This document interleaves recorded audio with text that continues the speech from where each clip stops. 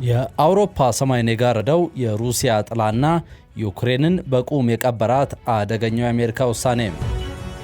አውሮፓ ሰማይ ላይ ያንዣበበው ፍርሃትና የራሽያ የፀሐይ ግርዶሽ የሚመስለው አደገኛ ጥላ ዓለምን ለሁለት ሰንጥቋታል።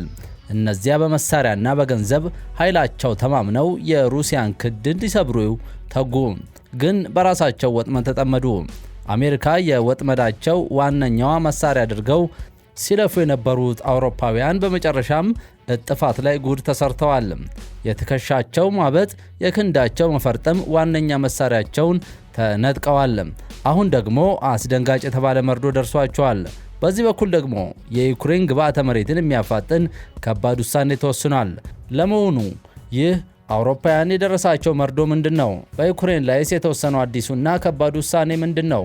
በትንታኔው የምንመለከተው ይሆናል። አብራችሁን ቆዩ። በረጅም ጊዜ አውዳሚና አክሳሪ ጦርነት ውስጥ የነበሩት ዩክሬንና ራሽያ ወደ ሰላም ለማምጣት አንድ ጀንበር ይበቃኛል በማለት ተናግረው የነበሩት የዓለማችን እጅግ አወዛጋቢውና አነጋጋሪው የአሜሪካው ፕሬዝደንት ዶናልድ ትራምፕ ዓለምን ያነቃነቀ፣ ዩክሬንን በቁማ የቀበረ፣ ራሽያን ያስፈነደቀ ውሳኔ በተደጋጋሚ ስትወስን ቆይታለች። ዩክሬን ልክ እንደ ተሳቢ መኪና ሆናለች የሚሉም አሉ። በባይደን ጊዜ በርካታ ሚሊዮን ዶላሮችና ዘመናዊ መሳሪያ ታገኝ ስለነበር አሜሪካ በመራቻት መንገድ በመሄድን መርጣ የአሜሪካ ተጎታች አሊያም ተሳቢ መኪና ሆኖ አውዳሚ ጦርነቱን አቀጣጠለችው። ሚሊዮኖች ተሰደዱ። የእልፍ ወታደሮች ሕይወት እንደ ቀልድ ረገፈ። ግን ዩክሬን የአሜሪካ ተሳቢ መኪና አልነበረችና ተይረፊ ብትባልም አሻፈረኛለች። ዘለንስኪ የአውሮፓና የነጩ ቤተ መንግሥት ደጃፍ በነፃነት እየተመለሱ መሳሪያ አምጡ፣ እኛ የእናንተን ጦርነት ነው የምናደርገው፣ እኛ ስንሸነፍ አሜሪካና አውሮፓ ውርደትን ይከናነባሉ፣ ይህ ደግሞ በዓለም ታሪክ ውስጥ ትልቁ ሽንፈታችሁ ሆኖ ይመዘገባል ሲሉ ተናገሩ። ሁሉም በአንድ ቋንቋና በአንድ ድምፅ እውነት ነው አሉ። መሳሪያ ላኩ። ሚሊዮን ዶላሮች በገፍ ለዩክሬን ተላከ። ጦርነቱ ፋመ።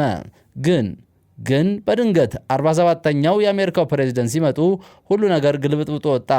የሆነ መንገድ ላይ የአሜሪካ ተሳቢ የነበረችው ዩክሬን ከላያቸው ላይ አላቀው ጥለዋት ከነፉ። እቺን ማንም አይጎትታትም፣ ሸክማችን ነች ብለው አዋረዷት። ይህም የዓለምን ፖለቲካ ታሪክ የቀየረ እጅግ አስገራሚ እጥፋት ሆኖ ተመዘገበ። አሁን አደገኛ ውሳኔ በዩክሬን ላይም ተወስኗል። የሩሲያና ዩክሬን ጦርነት ከተጀመረ ወዲህ የአሜሪካ ኮንግረስ ለዩክሬን 175 ቢሊዮን ዶላር አጠቃላይ እርዳታ ማድረሱን የፓርቲዚያን ኮሚቴ መረጃ ያመላክታል። ፕሬዚደንት ትራምፕ ከዜሌንስኪ ጋር ከተጋጩ በኋላ አሜሪካ ለዩክሬን የምታደርገው ወታደራዊ እርዳታን አቋርጠዋል። የአሜሪካው ፕሬዚደንት ዶናልድ ትራምፕ ባለፈው ሳምንት ከዩክሬን ፕሬዚደንት ቮሎዲሚር ዜሌንስኪ ጋር ከተጋጩ በኋላ አሜሪካ ለዩክሬን የምታደርገውን ወታደራዊ እርዳታ አቋርጠዋል። የአሜሪካው ፕሬዝደንት ዶናልድ ትራምፕ ባለፈው ሳምንት ከዩክሬን ፕሬዝደንት ቮሎዲሚር ዜሌንስኪ ጋር መጋጨታቸውን ተከትሎ ለዩክሬን የሚደረገውን ወታደራዊ ድጋፍ ማቋረጣቸው ዋይት ሀውስ ማስታወቁ ተገልጿል። አሜሪካ ለዩክሬን የምትሰጠው ወታደራዊ እርዳታ ማቋረጧ የዋይት ሀውስ ባለሥልጣናት በአሜሪካ የቢቢሲ አጋር ለሆነው ሲቢሲ ኒውስ አረጋግጠዋል። እንደ ዋይት ሀውስ ባለሥልጣን ፕሬዚዳንቱ ሙሉ ትኩረታቸው ሰላም ላይ ነው፣ አጋሮቻቸውም ይህንን ግብ እንዲያተኩሩ እንፈልጋለን፣ የምናደርገውን እርዳታ ለጊዜው አቁመን ለመፍትሄ የሚኖረውን አበርክቶ መለስ ብለን ለመፈተሽ እንፈልጋለን ብለዋል። ብሉምበርግ በበኩሉ ፕሬዚደንት ትራምፕ ለዩክሬን የሚሰጡ ማንኛውም የወታደራዊ ድጋፎች ሙሉ በሙሉ ለጊዜው ማቋረጣቸውን ገልጿል።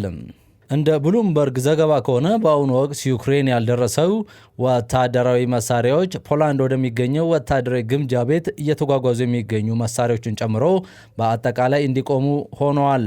የአሜሪካው የውጭ ጉዳይ ሚኒስትር ማርኮ ሩቢዮ ባወጡት መግለጫ ፕሬዚደንት ትራምፕ በአሁኑ ጊዜ በዩክሬን ያለውን ጦርነት ዘላቂ በሆነ ሁኔታ ለመፍታት እድል ያላቸው በዓለም ላይ ብቸኛ መሪ ናቸው ብለዋል።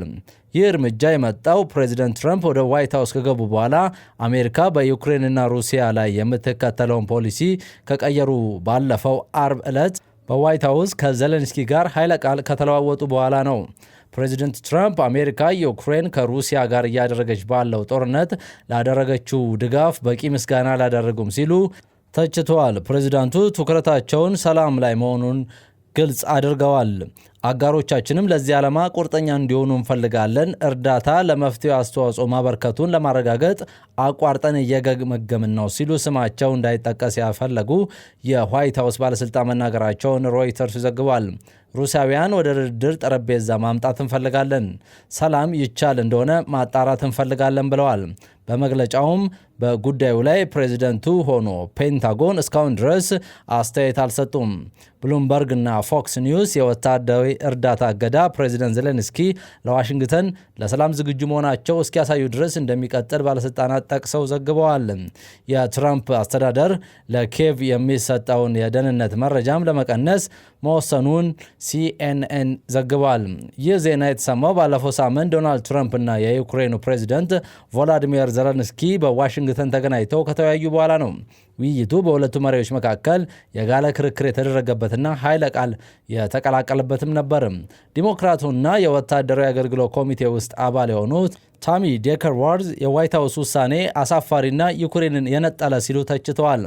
በማህበራዊ ሚዲያ ገጻቸውም ላይ ውሳኔያቸው አገራችን ደህንነቷ የተጠበቀ አያደርገውም ብለዋል። አክለውም ፑቲንና ጠላቶቻችንን የልብ ልብ የሚሰጥ የዲሞክራሲ አጋራቻችንን ጋር ያለን ወዳጅነትም ያዳክማል ብለዋል። ሌላኛው ዲሞክራት ፒተር ዌልች ፑቲን የጦር ወንጀለኛ ነው፣ ትራምፕ ደካማ ነው ሲሉ ቅሬታቸውን ገልጸዋል። ይህ የዜሌንስኪ ጉብኝት በዩክሬን የሚደረገውን ጦርነት ለማቆምና የማዕድን ስምምነትን ለመፈራረም ያለመ ነበር። በኃይለ ቃል የተሞላው ጋዜጣዊ መግለጫ ከተካሄደ በኋላ ውይይቱ ሳይጠናቀቅ እንዲሁ በተያዘው መርሃ ግብር መሰረት ከትራምፕ ጋር የዜና መግለጫ መስጠት ቢኖርባቸውም ዜሌንስኪ ከዋይት ሀውስ እንዲወጡ ተነግሯቸዋል። ለሳምንት ያህል ሲሞገስ የነበረው የማዕድን ስምምነቱም ሳይፈረም ቀርቷል። ለሰላም ዝግጅት ስትሆን ተመልሰና ሲሉም ትራምፕ የዜሌንስኪ መኪና ለቆ ከመውጣቱ በፊት በማህበራዊ ሚዲያ ገጻቸው አስፍረዋል። ዋይት ሀውስ የነበረው የመጀመሪያው ግማሽ ሰዓት ውይይት ሰላማዊ ነበር። ሆኖም ቫንስ ለሰላም እንዲሁም ለብልጽግና መንገዱ በዲፕሎማሲ መፍታት ነው ካሉ በኋላ ፕሬዚደንት ትራምፕ እያደረጉ ያሉት ይህንኑ ነው ብለዋል። ፕሬዚደንት ዜሌንስኪ ጣልቃ በመግባት ሩሲያ ወረራ ከመፈጸሟ ከ3 ዓመት በፊት ያልተሳካ የተኩስ አቁም ስምምነት በማጣቀስ ማንም አላስቆመውም ሲሉ የሩሲያ አቻቸውን ቭላዲሚር ፑቲንን ወቅሰዋል። ጄዲ ምን አይነት ዲፕሎማሲያዊ ነው የምታወራው? ምን ማለት ነው ሲሉ ዜሌንስኪን ጠይቀዋል። የሁለቱ ባለስልጣናት ንግግር ውጥረት እንደተሞላበት ባሳየው በዚህ ቅጽበት ቫንስ የአገርን ውድመት የሚያስቆም ዲፕሎማሲያዊ አይነት የሚል ምላሽ ሰጥተዋል። በመቀጠልም ቫንስ ፕሬዚደንቱ አክብሮት የጎደለው በሚል ዜሌንስኪን ዘልፈዋቸዋል። ከዚህ የተካረረ ውይይት በኋላ አውሮፓውያን በእንግሊዝ ተሰባስበው መክረዋል። በዚህም ስብሰባ ላይ የዩናይትድ ኪንግደም ጠቅላይ ሚኒስትር ኬር ስታርመር የዩክሬን ጦርነትን ለማስቆምና አገሪቷን ከሩሲያ ጥቃት ለመከላከል 4 ነጥቦችን የያዘ እቅድ ይፋ አድርገዋል። ዩኬ፣ ፈረንሳይና ሌሎች ሀገራት በጥምረቱ ጥረታቸው እንደሚቀጥሉ የገለጹት ስታርመር ዩክሬንን ለመደገፍ የሚደረገውን ጥረት አሜሪካ እንድትቀላቀል እንደሚፈልጉም ተናግረዋል። ስታርመር የዩክሬኑ ፕሬዚደንት ቭላዲሚር ዜሌንስኪን ጨምሮ በአብዛኛው ከአውሮፓ የሆኑ 18 መሪዎች በተሳተፉበት ጉባኤ መስቀለኛ መንገድ ላይ ነን ያለነው ብለዋል። በዋሽንግተን ከፍተኛ ዘለፋን ያስተናገዱ ዜሌንስኪ በኩላቸው ዩክሬን ጠንካራ ድጋፍ እንዳላት ተስማምተዋል። ጉባኤው ለረዥም ጊዜ ታይቶ በማይታወቅ ሁኔታ የአውሮፓ አንድነትን አሳይቷል ሲሉ ተናግረዋል። ፕሬዚደንት ዜሌንስኪ ከኤፒ ጋር በነበራቸው ቆይታ የጦርነት ማብቂያ በጣም ሩቅ ብለው መናገራቸው ትራምፕ ተናደው መልስ እንዲሰጡ አድርጓቸዋል። ይህ ዜሌንስኪ ያወጣው መጥፎ መግለጫ ነው፣ አሜሪካ ከዚህ ጋር ቀጥልም ሲሉ ትራምፕ ትሩዝ ሶሻል በተሰኘው ማህበራዊ ሚዲያቸው አስታውቀዋል። የሩሲያን ጦርነት ከተጀመረ ወዲህ የአሜሪካ ኮንግረስ ለዩክሬን $175 ቢሊዮን አጠቃላይ እርዳታ ማድረሱን ተዘግቧል። ሌላኛው መረጃ ደግሞ አውሮፓውያን እየመረራቸውን ቢሆን ዋጥ የሚያደርጉት እውነታ ተከስቷል። አውሮፓ የሩሲያን ጥቃት ለመመከት ተጨማሪ 1000 የኒውክሌር አረሮች ያስፈልጓታል ተብሏል።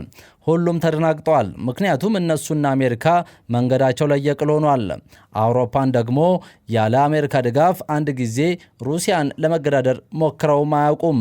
ምክንያቱም አጸፋዊ ምላሹ ምን እንደሆነ ያውቁታል። ትራምፕ ለአውሮፓ የሰጡት የደህንነት ዋስትናን ያነሳሉ የሚለው ስጋት በማየሉ አውሮፓውያን ከአሜሪካ ነፃ ሆነው ራሳቸውን የሚከላከሉበትን መንገድ ለመቀየስ እየተወያዩ ይገኛሉ። ተመራጩ የጀርመን መራሄ መንግስት ፍሬድሪክ ሜርስ ትራምፕ የአውሮፓ እጣ ፈንታ ብዙ እንደማያስጨንቃቸውና አስተማማኝ የጸጥታ አጋር እንደማይሆኑ ተናግረዋል። አውሮፓ ቭላዲሚር ፑቲን የሚሰነዝሩትን ጥቃት ለመከላከል ተጨማሪ 1000 የኒውክሌር አረሮች እንደሚያስፈልጓት የጀርመን የፖለቲካ ሳይንቲስቶች አስጠንቅቀዋል። በስታንፎርድ ዩኒቨርሲቲ ሁቨር ኢንስቲትዩት ቪዚቲንግ ፌሎው የሆነው ዶክተር ማክሲሚሊያን ተርሄል ሩሲያ ለማስወንጨፍ ዝግጁ የሆኑ 1500 የረጅም ርቀት ሚሳኤሎች ያሏት ሲሆን አውሮፓ ግን ጥቂት 100 ብቻ ነው ያሏት ብለዋል። የአሜሪካው ፕሬዚደንት ዶናልድ ትራምፕ ለአውሮፓ የሰጡት የደህንነት ዋስትናን ያነሳሉ የሚለው ስጋት አውሮፓውያን ከአሜሪካ ነፃ ሆነው ራሳቸውን የሚከላከሉበትን መንገድ ለመቀየስ ውይይት እንዲጀምሩ አድርጓል።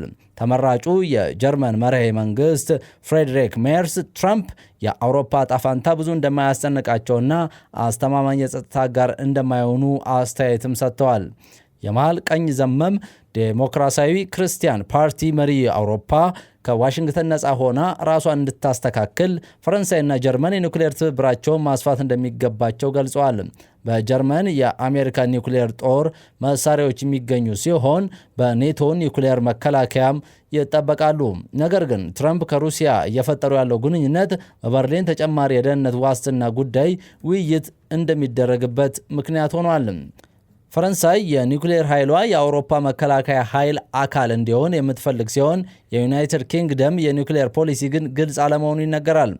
የእንግሊዙ ጋዜጣ ቴሌግራፍ ፈረንሳይ ለሩሲያ ግልጽ መልእክት ለማስተላለፍ ኒውክሌር የታጠቁ ተዋጊ ጀቶችን ወደ ጀርመን የመላክ ሀሳብ እንዳላት ይፋ አድርገዋል። የፈረንሳይ መንግስት በኒውክሌር ዙሪያ የያዘው አቋም አለመቀየሩ ገልጿል። በጀርመን ከፍተኛ ተደማጭነት ያላቸው ዶክተር ታርሄይ ቀደም ሲል አውሮፓ 1500 የአሜሪካ ኒውክሌር አረሮችን መግዛት ወይም መከራየት አለባቸው ሲሉ ተናግረዋል።